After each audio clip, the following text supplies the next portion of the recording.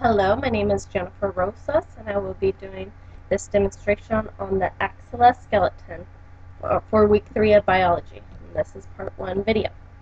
Okay, so I'm going to start out with the cranial bones.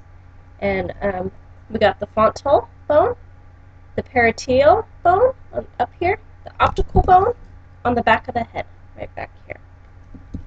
The external optical protuberance, and that's at the bottom of this skull right down here. And the internal optical, oh, I just said that, sorry. The temporal side, the temporal bone, is right here where your temple is, on the side of your head.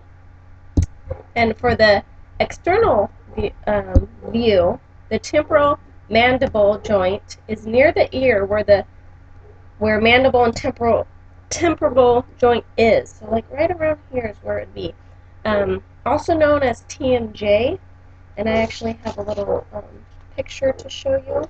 You can see what I'm talking about. Sorry, I'm trying to find it. Okay, well, let's move on. And then the mastoid process is the lower cheek in the back. Mastoid process. And the styloid process is the point under the skull.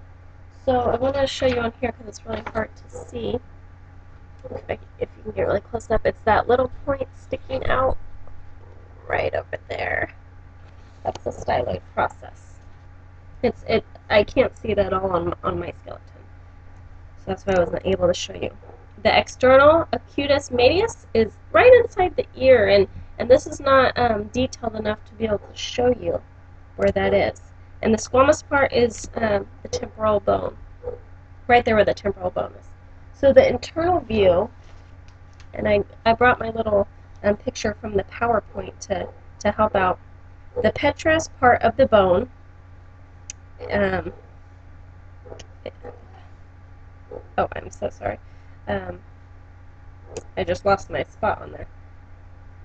And that is on, okay.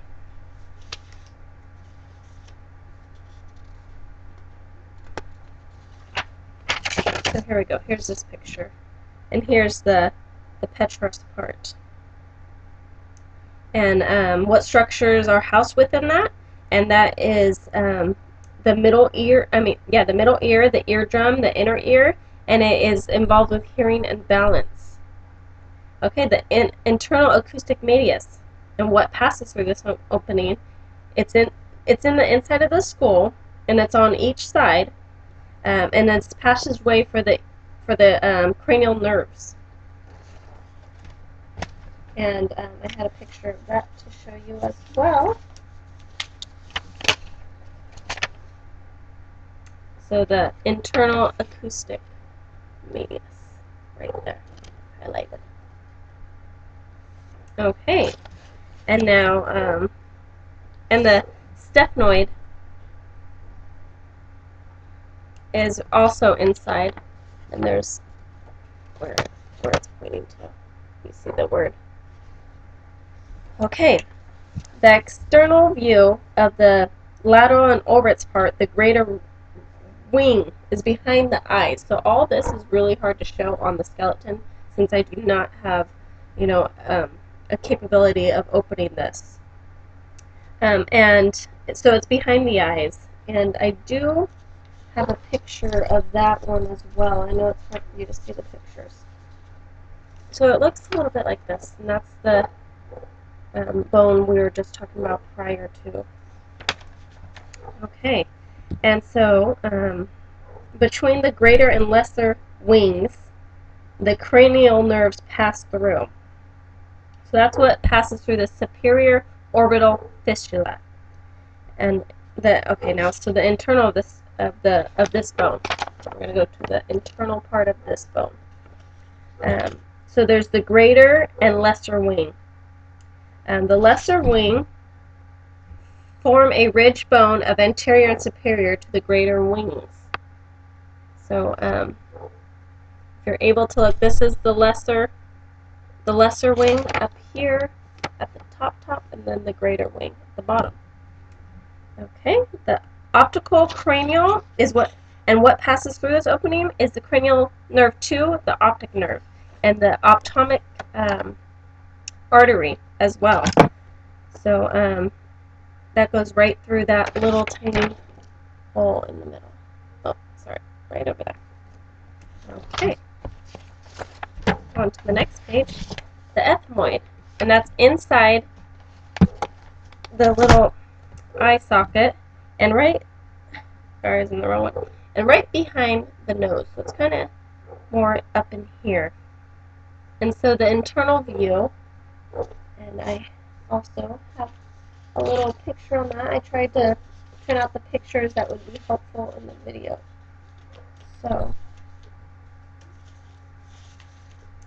and that one disappeared on me. So anyways, oh, here it is. Okay.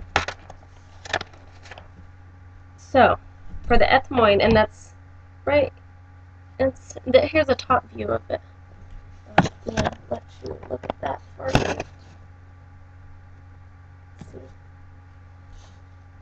Okay, so the crista galli, what does this do? So it's behind the eye, the outermost covering of the brain. It helps secure the brain to the cranial cavity, so it's not in there moving around.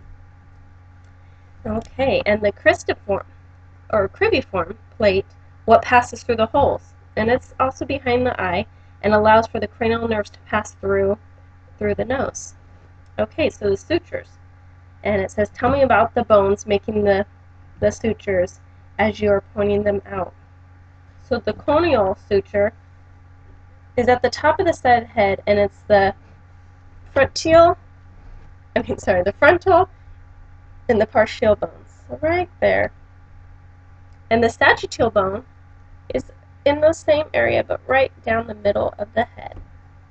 And the lambdoid suture is on the lower side of the head, near the kind of by the optical bone, so like right around here.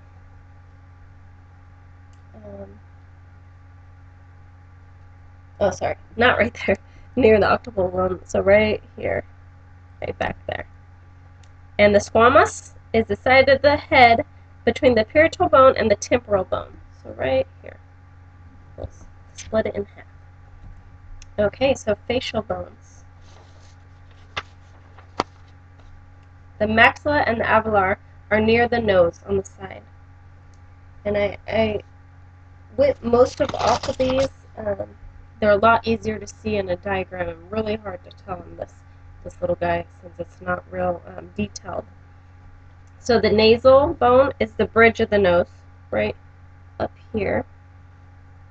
The zygomatic, and it says what two bones form the zygomatic arch. And so the zygomatic is the cheekbone. And the zygomatic process and the temporal process bone is what makes that. And the ethmoid is the inside of the eye, and I went over that one a little bit behind the nose. The vomer, what two bones form the bony nasal septum? And the bony nasal septum is inside of the nose. Let me show you my picture that I have. And it's perpendicular plate of the ethmoid and the vomer is what makes that. So, yeah, it doesn't show it on that picture that I wanted to show you. But it's right there in the middle of the nose, that is. Okay. That's the vomer. And now the inferior nasal conchula. And what does this bone do? It's in the inside of the nose, not near the middle. So it's in the inside of the nose, but over here on the outside. Allows inhaled air to flow in and through the nose for breathing. It provides it clears the air of the nose. I don't know why I can't speak today. And rapid warming of the air as it travels to the lungs. So that's an important little area. And I'm going to stop and I will do part 2.